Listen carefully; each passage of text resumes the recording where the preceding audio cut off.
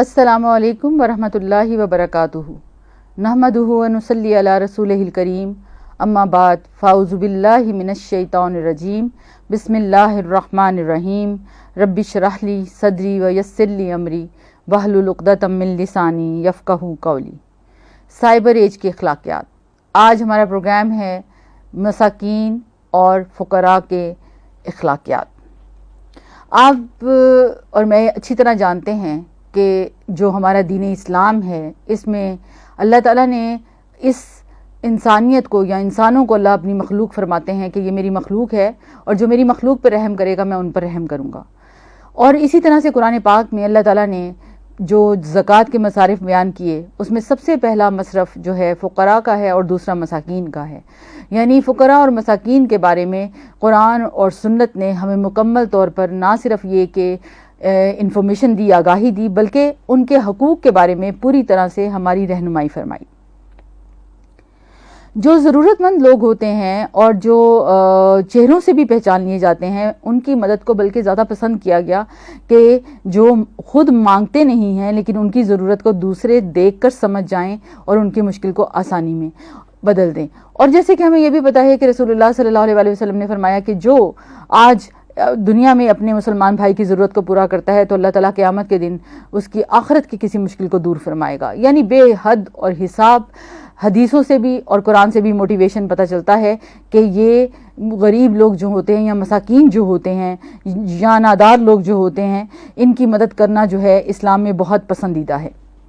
لیکن میں جس حوالے سے آج بات کرنا چاہوں گی یہ بہت اہم ہے کہ کیا سارے مانگنے والے جو ہیں وہ ضرورت مند ہوتے ہیں، اور کیا ہمارے لیے یہی ہے کہ ہم ہر مانگنے والے کو دینا شروع کر دیں یا دینا چاہیے۔ تو آج کے اس فتنوں کے دور میں میں یہ کہوں گی کہ اس بات کی بھی خاص پہچان رکھنے کی ضرورت ہے کہ کیا کوئی ضرورت مند ہے بھی کہ نہیں۔ اسی لیے جعلی فقیر اور مسکین اور اصلی فقیر اور مسکین، ان دو چیزوں پر ہماری حکمت ہے جس کی وجہ سے ہمیں یہ پتہ چلے گا کہ ہم نے کس کی مدد کرنی ہے۔ اور میں یہ بات کیوں کر رہی ہوں، بے شک اس میں بھی کوئی شک نہیں ہے کہ جب کوئی دیتا ہے، دینے والا دیتا ہے، تو ایون کوئی چور بھی چوری کرنے والا اگر اس دینے والے سے لے لیتا ہے تو اللہ تعالیٰ دینے والے کے اجر کو کم نہیں کرتا، کیونکہ اللہ تعالیٰ کہ ہاں اس کا دینا اس کی نیت کے مطابق ہے۔ اور اگر وہ جیسے حدیث کا مفہوم ہے کہ ایک دن ایک شخص رات کو نکلا اور اس نے ایک نادار شخص کو دیا، یعنی اس نے اس کو غریب سمجھا لیکن وہ چور تھا، اسی طرح ایک دن نکلا تو ایک فاحشہ کو دے دیا، وہ خاتون جو تھی وہ فاحشہ تھی، لیکن جب وہ واپس آیا تو اس کو اس کا اجر اس سے محروم نہیں کیا گیا بلکہ محفوظ کر دیا گیا، کیونکہ اس کی نیت کیا تھی کہ وہ اللہ کی راہ میں دے، اللہ کی خاطر دے، وہ انسانوں کو بھی اللہ کی خاطر راضی کرے۔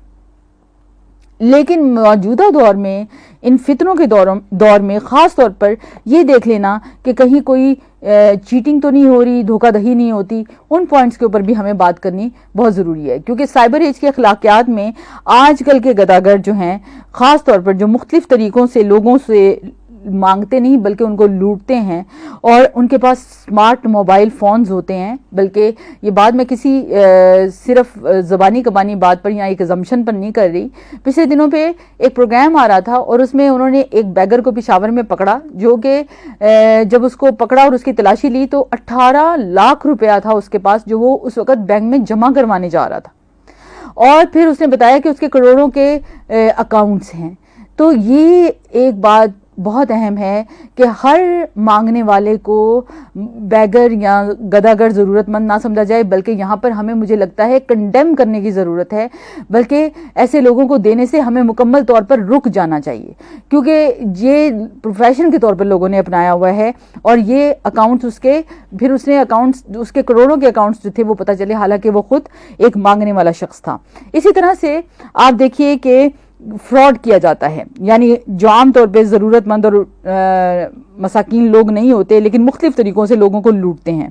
کبھی انہوں نے دوائیوں کی پرچیاں پکڑی ہوں گی کہ مجھے میڈیسن چاہیے، میری ماں بہت بیمار ہے، اس کا بائی پاس ہے، اور یہ پوری لسٹ ہے دوائیوں کی۔ اور آج کل تو یہ لسٹ دوائیوں کی جو پوری فہرست ہوتی ہے اس کو نکلوانا بھی کوئی مشکل نہیں ہے، کیونکہ کیا ہوتا ہے کمپیوٹر جنریٹڈ جو رسید ہوتی ہے وہ نکلوا لیتے ہیں، اس کے پرنٹ مختلف طرح سے نکلوا کر اگر بائی پاس کی کسی کی سرجری ہوئی ہے تو اس کے حساب سے لے لیتے ہیں، تو وہ پرچیاں دکھا کر دوائیاں لیتے ہیں۔ اور بالکل میں ریئل آپ کو ایک اس بات میں واقعہ سناتی ہوں۔ میں اور میری فرینڈ ہم لوگ ایف جے میں پڑھتے تھے لاہور میں. تو ظاہر ہے ہم اسٹوڈنٹس سے, اور ظاہر ہے ہم لوگوں کے دلوں میں اس طرح نرمی بھی ہوتی ہے. میڈیکل جب پڑھے ہوتے ہیں اور میڈیکل جب کرتے ہیں ہم لوگ تو بہت زیادہ لوگوں کے بارے میں اور پیشنٹس کے بارے میں سوچتے تھے. تو ہمارا جو کالج تھا, کالج کے پیچھے ہمارے ہاسپٹل کی ایک سائڈ تھی اور سڑک کو کراس کر کے دوسری سائڈ پر ہمارے ہاسپٹل کا دوسرا پورشن تھا. ان دنوں میں جب ہم وارڈس کے لیے جا رہے تھے تو ہم پیچھے سے جب نکلے تو ہمارے سامنے بالکل ایک لڑکا ینگ سا تھا. اس نے کہا کہ میرے فادر کی ڈیتھ ہو گئی ہے اور اس کے کفن دفن کا کوئی انتظام نہیں ہے, تو برائے مہربانی میری مدد کریں. اور ہم اتنے دکھی ہوئے, اور جتنی بھی پاکٹ بنی تھی, مطلب مجھے نہیں یاد کہ میں نے کیا کیا, لیکن میری فرینڈ نے نا اپنے سارے پیسے اس کو دے دیے کہ تم اپنے باپ کی جو ہے تدفین کا معاملہ کرو. اچھا 2-4 دن گزرے ہوں گے, ہم واپس اسی راستے سے گزر رہے تھے, پھر وہ وہیں کھڑا تھا اور پھر وہ وہی کہہ رہا تھا کہ میرے باپ کا انتقال ہو گیا ہے اور ان کے کفن دفن کے لیے کوئی میری مدد کرے. جب یہ سچویشن میں نے دیکھی تو میں تو حیران ہو گئی. میں نے دل میں سوچا کہ کیا باپ کے مرنے کو بھی لوگ کیش کیا کرتے ہیں. تو اس دن کے بعد سے ہم لوگ پھر کیا ہو گئے تھے, بڑے کانشیس ہو گئے تھے. یہ نہیں ہوتا تھا کہ ہم لوگوں کی مدد نہیں کرتے تھے, لیکن اس طرح سے مانگنے والوں کی مدد کرنے میں ہم نے اپنے ہاتھ کو روک لیا. اور اسی طرح کیا ہوا کہ ایک دن ایک دوائیوں کی پرچی ایک خاتون نے پکڑی ہوئی, جی میرے بچہ بڑا بیمار ہے تو مجھے دوائیاں لے دیں. اچھا اب کیا ہوا کہ میں اس عورت کو لے کر جب دوائیاں لے کر اس کو دینے گئے ہم دونوں, تو وہ دوائیاں جب ہم اس کو لے کر دے رہے تھے تو ہم لے کر چلے گئے, لیکن ہم نے کیا کیا, تھوڑی دور جا کر ہم تھوڑی دیر رکے رہے کہ یہ کیا کرتی ہے ان دوائیوں کے ساتھ, کیا اس کا کہیں پر واقعی بچہ بیمار ہے لے کر جائے گی. آپ حیران رہ جائیں گے, ہمارے سامنے وہ عورت مڑی اور ایک دوسرے میڈیکل سٹور پر جا کر اس نے وہ دوائیاں بیچ دیں.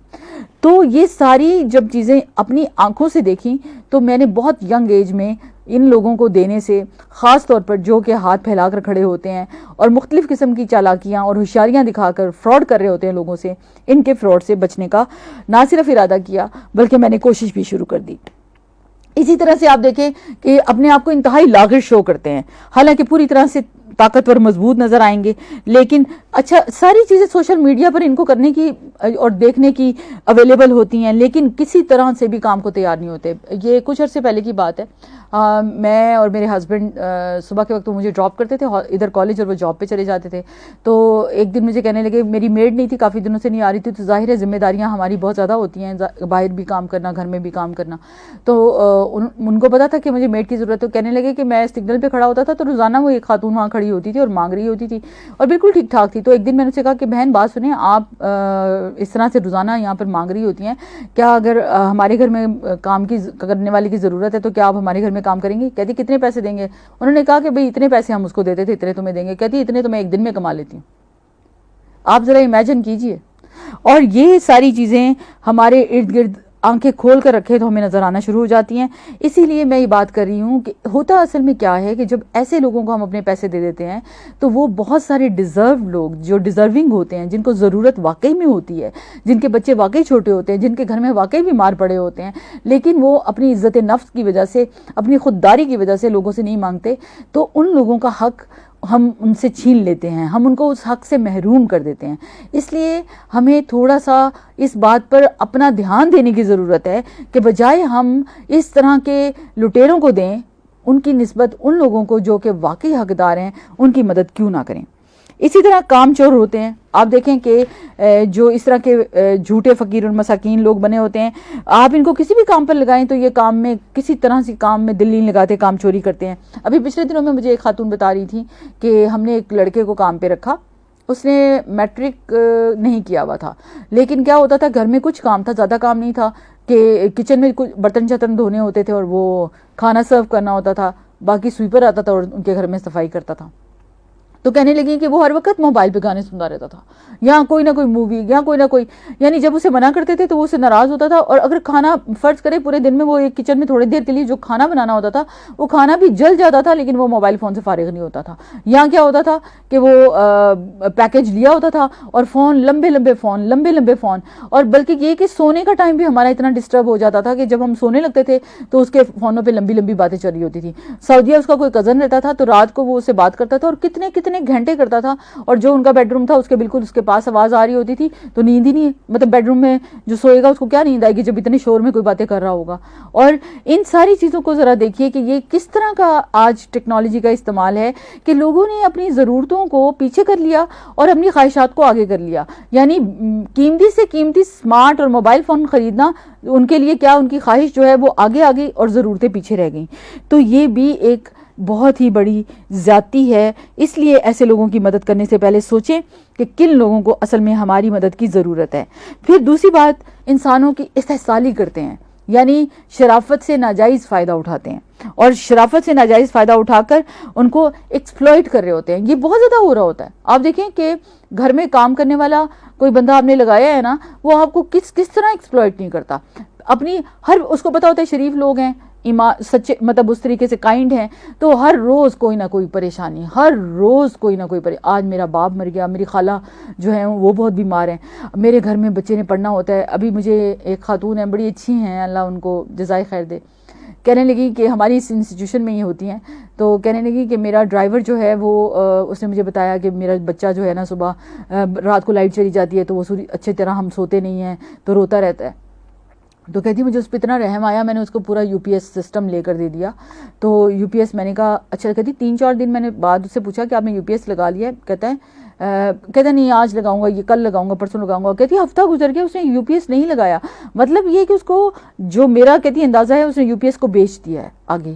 تو بات بہت امپورٹنٹ ہے کہ انسان اگر اس کے پاس اس چیز کی ضرورت نہیں اور وہ لوگوں سے مانگتا ہے, تو حدیث سے یہ بھی پتہ چلتا ہے کہ اللہ تعالیٰ قیامت کے دن ایسے لوگوں کو اس طرح اٹھائے گا کہ ان کی اسکل کے اوپر, یعنی ان کی جو ہڈیاں ہوں گی, چہرے کی ہڈیاں, وہ گوشت کے بغیر ہوں گی, یعنی ان کے اوپر کوئی ماس بوٹی نہیں ہوگی اور انسان کا اسکیلیٹن ہوگا, یعنی اس کا اسکل بون نظر آ رہی ہوگی. استغفر اللہ, اللہ ہمیں معاف فرمائے. اس لیے ہر جگہ پر سچا ہونا بہت ضروری ہے. اگر ضرورت ہے تو سب سے پہلے رب سے مانگیے, رب خود انتظام کر دے گا. لیکن اگر ایسا کوئی سلسلہ نہیں ہے تو پھر تب مانگیں جب اس کی ضرورت ہو, نہ کہ یہ کہ لوگوں کو بے وقوف بنا کر, ضرورتیں ہیں نہیں اور خواہشوں کے لیے پیسوں کو اکٹھا کر کے. یہ ساری چیزیں جو ہے وہ اللہ کے ہاں انتہائی ناپسندیدہ ہیں. پھر آپ ایک اور امپورٹنٹ بات سوچیں کہ یہ جو جعلی مسکین اور فقیر لوگ بنے ہوتے ہیں, ان میں ایک بہت بڑی چیز ہوتی ہے ناشکراپن. یعنی ہر وقت ان کو کوئی نہ کوئی ضرورت ہوتی ہے. کبھی آپ کو یہ نہیں کہیں گے کہ الحمدللہ. میں نے بلکہ یہ زندگی میں شاید 2 سے 3 لوگ دیکھے جو کہ غریب لوگ اور واقعی مساکین لوگ, لیکن وہ ہر حالت میں اللہ کا شکر ادا کرتے تھے اور کبھی میں نے ان کو کسی سے مانگتے نہیں دیکھا. اور ایسے لوگوں کی مدد اللہ ایسے راستوں سے کرتا ہے کہ انسان سوچ بھی نہیں سکتا.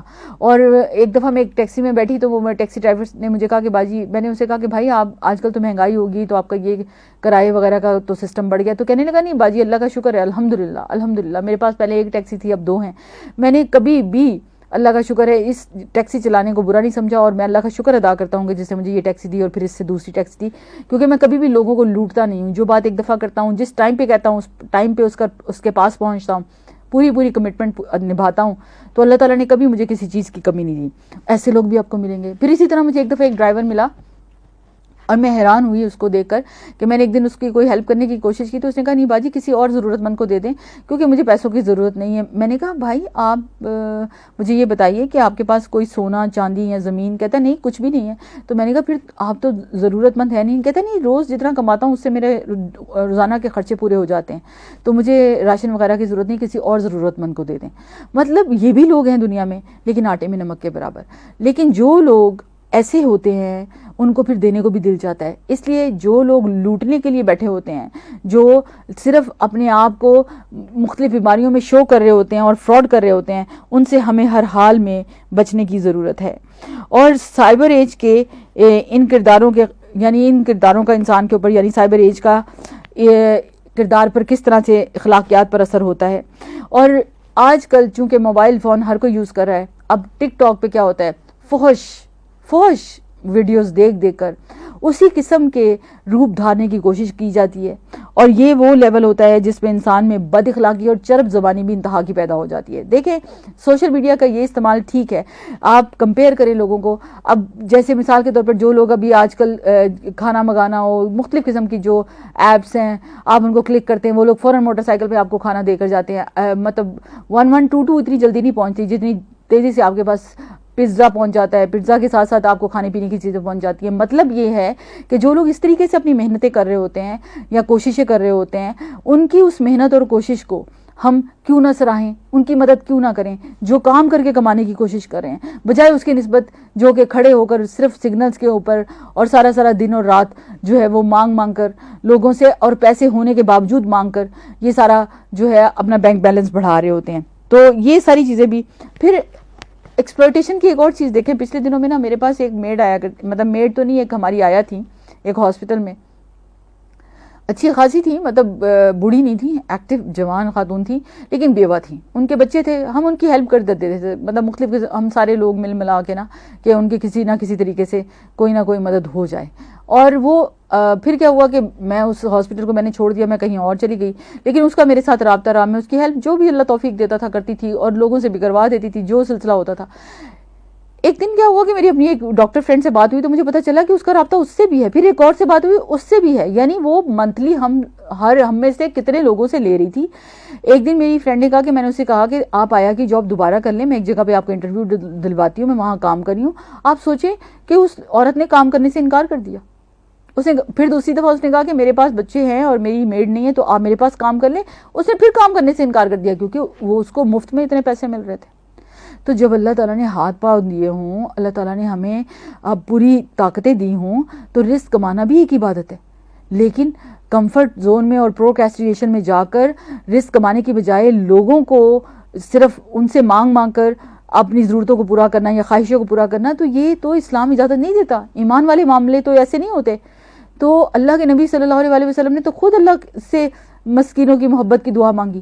آپ سوچیں کہ یہ حدیث بھی یاد رکھیں کہ رسول اللہ صلی اللہ علیہ وسلم نے فرمایا کہ قیامت کے دن جو مسکین صحابہ ہوں گے وہ جنت میں پہلے جائیں گے, اور وہ صبح یعنی 50,000 سال کا دن ہوگا تو سب سے پہلے مسکین صحابہ جائیں گے, کیونکہ ان کو تو حساب ہی نہیں دینا ہوگا.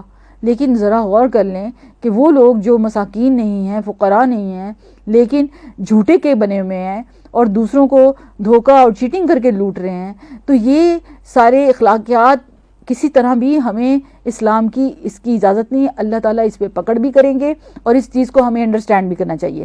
اس لیے ہمیں پروفیشنل بیگنگ کو روکنا بھی چاہیے, اور اس روکنے کے لیے وہ کم از کم ضروری ہے کہ اپنی آنکھیں اور اپنے کان کھول کر رکھیں, اور اسپیشلی جو لوگ ضرورت مند ہیں ہمارے ارد گرد ان پر دھیان رکھیں. ان کے بچوں کی فیسیں دے دینا, ان کا کوئی بیمار ہو جائے تو ان کی ہیلپ کر دینا, یہ تبھی ہوتا ہے جب ہم انسانوں سے انٹریکٹ کرتے ہیں, اور پھر اس کے ساتھ ساتھ ہمارا مشاہدہ سچائی کے اوپر مبنی ہو تو ہمیں لوگوں کی پریشانیاں بغیر کہے بھی نظر آ جاتی ہیں. لیکن جب یہ نہیں ہوتی تو ہم بھی شارٹ کٹس میں نکلتے ہیں گاڑی میں اور سگنل پہ کھڑے کسی بھی بندے کو پیسے پکڑا کے اپنی طرف سے صدقہ دے دیتے ہیں. تو ہر چیز میں یاد رکھیے نیکی کوئی بھی کرنی ہو اس میں محنت کرنی پڑتی ہے, اور محنت کیے بغیر نیکی کا نہ وہ مقام اور نہ وہ اجر ملتا ہے. اس لیے اور پھر ایک اور اہم بات ہوتی ہے کہ اپنی ضرورتوں کا یہ گلا گھونٹ کر اپنی خواہشوں کو پورا کرتے ہیں. ابھی پچھلے دنوں میں کیا ہوا کہ ایک فیملی کا مطلب ایک بیٹا تھا ان کا, تو انہوں نے اسے موبائل بیچا, تو موبائل 70,000 کا موبائل تھا جو استاد والے گھر کا سرونٹ خرید رہا تھا, اور پھر اس کے بعد اس موبائل کے بعد اس نے موٹر سائیکل خریدی. اب یہ ساری چیزیں کیسے ہو رہی ہوتی ہیں, کیسے ہو جاتی ہیں جب آپ کی تنخواہ صرف 10-15 ہزار ہو؟ تو ان ساری چیزوں کو ضرور دیکھیں کہ دوسرا جو مانگ رہا ہے کیا وہ واقعی ضرورت مند ہے بھی, اور پھر اتنی انٹرونشن بھی کرنے کی ضرورت نہیں ہے, لیکن اپنی آنکھیں اور کان کھلا رکھیں, اور ان لوگوں کا حق جن کا واقعی حق ہے اور جو ضرورت مند ہیں وہ محروم نہیں رہنے چاہیے, اور ان کا حق کسی اور کو ہمیں نہیں دینا چاہیے. اور ان لوگوں کے ہتھ کنڈوں سے, اور اچھے ہتھ کنڈوں پہ بھی یہ بازو کو اتر آتے ہیں, تو ان سے بھی بچنے کی ضرورت ہے. اور پھر اس طرح کے علاوہ اس کے ساتھ ساتھ ایک اور چیز ہوتی ہے, چونکہ یہ لوگ کیا کر رہے ہوتے ہیں, چونکہ سوشل میڈیا بہت یوز کرتے ہیں, تو اس پر رنگ برنگے ایڈونچر دیکھ کر کئی دفعہ یہ ہوتا ہے کہ یہ خود اس قسم کے کرائمز کرنا شروع ہو جاتے ہیں. اب ٹی وی پہ میں نے سم ٹائمز ایسے پروگرامز دیکھے ہیں کہ کیا ہوتا ہے کہ اس کے اندر پوری کی پوری کرمنالوجی سکھا دی جاتی ہے, یعنی یہ ہوا پھر اس کے بعد یہ کیا. تو عام لوگ جن کے اندر ابھی ضمیر بھی اتنا نہ جاگ رہا ہو اور ان کی خواہشات ان کے اوپر حاوی ہوں, تو وہ اس طرح کے کرائم کرنے کے لیے تیار ہو جاتے ہیں. تو کئی دفعہ ہم اس طرح کی کرائم رپورٹس اتنی ڈیٹیل میں دکھا کر لوگوں کو اس طرح کے رستوں پر لگا دیتے ہیں جن کو, اور پھر بد کلامی اور اس قسم کی جگت بازیاں اور فحش کلامی. اس دن ہم لوگ میں کچھ عرصے سے نا ایک کوشش کر رہی ہوتی ہوں کہ ایٹ لیسٹ یہ جو لوگ پروفیشنل بیگنگ کرتے ہیں نا تو ان کو میں نہ دوں, کیونکہ دل فوراً جب کوئی مانگتا ہے جو ضرورت مند ہوتا ہے ایک دم دل میں آتا ہے کہ اس کو ہم پکڑا دیں. آپ حیران رہ جائیں گے. یہ پچھلے کچھ دنوں کی بات ہے. ہم ایک میڈیکل سٹور کے باہر کھڑے تھے تو میرے ہسبینڈ دوائیاں لینے گئے, تو جب وہ واپس آ رہے تھے تو ایک بابا جی میرے پاس آئے. انہوں نے دونوں کانوں میں بالیاں پہنی ہوئی تھیں اور ساتھ انہوں نے ویسٹ کوٹ پہنا ہوا تھا اور پتہ نہیں اور کیا کیا. وہ میرے پاس آ کے انہوں نے مجھ سے مانگا تو میں نے صرف ہاتھ سے معافی مانگی کہ مجھے معافی چاہیے کہ میں اس نے پتہ کیا کیا, اس نے مجھے بد دعائیں دینی شروع کر دیں. اب یہ میں دیکھ کر حیران ہوگی کہ یہ کیا ہے, یہ کیا ہے. مطلب ان لوگوں کی تو مارکیٹنگ سکلز بھی بڑی کمال ہوتی ہیں نا, لیکن میں اس دن یہ حیران ہوگی کہ اسے فوراً کے فوراً, یعنی کہ اللہ اکبر. اسی طرح ان کی جو ہوشیاریاں اور چالاکیاں ہوتی ہیں کہ کئی دفعہ یہ کیا کرتے ہیں کہ اس قسم کی چیزوں کو دیکھ دیکھ کر, کیونکہ موبائل فون کا بے جا استعمال ان کو کیسا بنا دیتا ہے, کیونکہ یہ ساری سیکشول ہراسمنٹ کرنا اور اس کے علاوہ کیا ہے کہ کرائمز میں انوالو ہو جانا, یہ ایکٹیویٹیز بھی ان کا زندگی کا حصہ بننا شروع ہو جاتی ہیں. تو خلوص, دیانتداری اور امانتداری کا انتہائی فقدان ہے, اور اس کی جگہ پہ اصل میں جن چیزوں نے جگہ لے لی وہ خود غرضی ہے اور بد زبانی ہے, اور انفارمیشن کی چونکہ ایج ہے اور ہر بندہ ہر بات جاننے کی, ہر بات دیکھنے کی, جو اس کے دل میں آتا ہے وہ دیکھ رہا ہے. کوئی فلٹریشن نہیں ہے, کسی لیول پر کوئی فلٹریشن نہیں ہے, کسی قسم کا کوئی چیک نہیں ہے. تو ہو کیا رہا ہے کہ انسان بجائے اخلاقیات اپنانے کے بد اخلاقیات کی طرف چل پڑا, انسان بد مزاجی کی طرف چل پڑا, انسان بے حیائی کی طرف چل پڑا. تو ہمارے لیے امتی ہونے کے ناطے, ہمارے لیے پاکستانی ہونے کے ناطے یہ انتہائی ضروری ہے کہ یہ جہالت ہر درجے پر ہم دور کریں, اور نہ صرف ان لوگوں کی ہم تربیت کریں بلکہ ان کو شکر کی طرف, ان کو محنت کی طرف, ان کو دیانت اور امانت کی طرف, ان کو کام چوری سے اجتناب کی طرف, ان کو نماز کی طرف, ان کو عبادت اور ذکر کی طرف لانے کی ضرورت ہے. آپ دیکھیں یہ جتنے بھی لوگ ہوتے ہیں عام طور پر ضرورت مند ہوتے ہیں, لیکن الا ماشاء اللہ کہ کوئی ان میں سے کبھی نماز پڑھتا ہو. اور نماز قیامت کے دن کا پہلا سوال ہوگا, چاہے امیر ہے یا غریب ہے, چاہے چھوٹا ہے یا بڑا ہے, چاہے وہ کالا ہے یا گورا ہے, یعنی کسی بھی سٹیٹس کے بندے سے. اور جب انسان نماز پڑھتا ہے تو نماز پڑھنے والا انسان اللہ کے سامنے جب جھکتا ہے تو وہ اللہ کے سامنے سبمیشن اس کو کبھی نہ کبھی برائیوں سے دور کرنے کے لیے کافی ہو ہی جاتی ہے, اور وہ خیر کے کام کرنے لگ جاتا ہے. اس معاشرے میں مساکین اور فقراء کی اس سائبر ایج کے فتنوں میں خاص طور پر یہ بات بنانا اس لیے ضروری تھا کیونکہ میں نے ہمیشہ آپ لوگوں سے جو پروگرامز کیے ہیں, قولوا للناس حسنا, اچھی بات کرو, اچھا معاملہ کرو, کسی پہ احسان کر کے قرآن جیسے کہتا ہے اس کو نہ بعد میں تکلیف دو, نہ اذیت دو. وہ سارے جگہیں, سارے پوائنٹس اپنی جگہ پر ہیں, ہماری نیتیں ہمارے ساتھ ہیں. حدیث قدسی اللہ تعالیٰ فرماتا ہے کہ میں تمہاری شکلیں اور تمہارے مال نہیں دیکھتا, میں تمہارے دل اور اعمال دیکھتا ہوں. تو یہ ساری چیزیں حقیقت ہیں, لیکن یہ بات یاد رکھیں کہ صرف اللہ تعالیٰ دینے والے کو نہیں دیکھ رہا, اللہ تعالیٰ لینے والے کو بھی دیکھ رہا ہے. اللہ تعالیٰ سخی اور خیرات کرنے والے کو نہیں دیکھ رہا, اللہ اس مانگنے والے کو بھی دیکھ رہا ہے کہ کیا اس کی ضرورت ہے وہ چیز جو وہ مانگ رہا ہے. اور اگر وہ نہیں مانگ رہا تو پھر ہماری اگر وہ ضرورت نہیں ہونے کے باوجود مانگ رہا ہے یا اپنی خواہشات کو پورا کرنے کے لیے مانگ رہا ہے, تو یہ پھر ہمارے لیے ضروری ہے کہ ہم ان کو بھی جہنم کی آگ سے بچائیں. پھر اس صورت میں ان کو نہ دے کر جہنم کی آگ سے بچایا جائے گا. اپنے آپ کو دے کر جہنم کی آگ سے بچانا اور اگلے کو نہ دے کر جہنم کی آگ سے بچانا, یہ بہت گہری بات ہے. اس کو آج ہمیں سمجھنے کی ضرورت ہے, اس اویئرنیس کو پھیلانے کی ضرورت ہے.